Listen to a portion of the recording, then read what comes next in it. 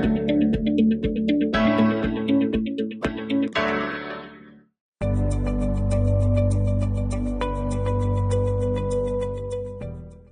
Students, finally the wait is over. पर wait, किस बात की wait? The wait to play with 3D modelling. आपको याद ही होगा, हमने लास्ट सेशन में एक सिंपल से आइडिया से स्केच बनाने तक की जर्नी को देखा था। अब टाइम आ गया है कि हम जाने कि 3D मॉडल्स क्यों बनाने चाहिए, 3D मॉडलिंग का बेनिफिट और उसका पर्पस क्या है, और हम कुछ 3D मॉडलिंग टूल्स को भी एक्सप्लोर करेंगे। तो चलिए जानते हैं कि 3D मॉडल्स क्यों बनाने चाहिए और उसके क्या-क्या बेनिफिट्स हैं। First is visualisation.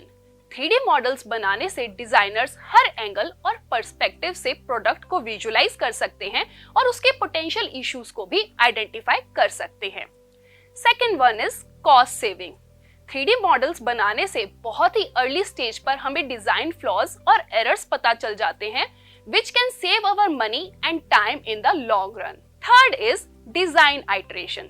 3D models में डिजाइनर्स बहुत ही इजीली मल्टीपल टाइम्स चेंजेस कर सकते हैं, और वो भी बिना किसी फिजिकल प्रोटोटाइप बनाए। Next one is collaboration. 3D models बहुत ही इजीली टीम मेंबर्स के साथ भी शेयर किए जा सकते हैं। It allows feedback and collaboration through out the design process. Fifth is improved accuracy.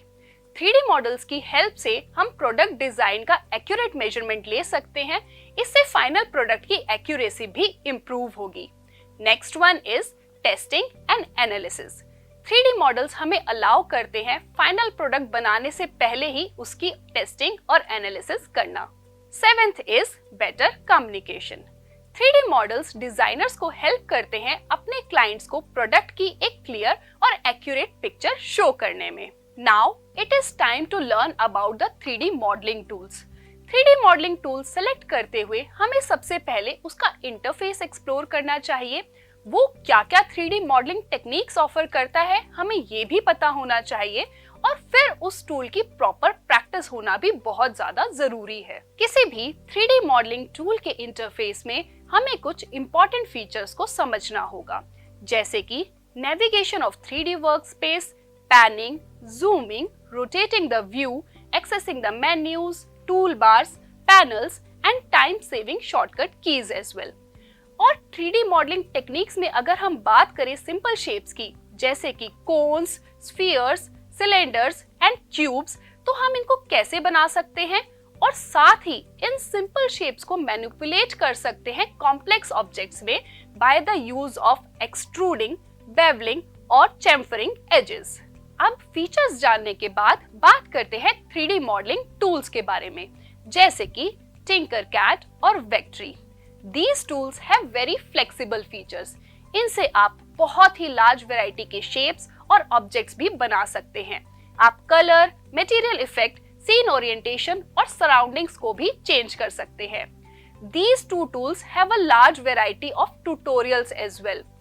Now it is time for your task. You have to explore both these tools, watch their tutorials, select any one of them and create a 3D model from start to finish. इससे आपका confidence भी boost होगा and you will be prepared to create a 3D model of your own sketch as well. We will meet in the next session. Till then, happy learning.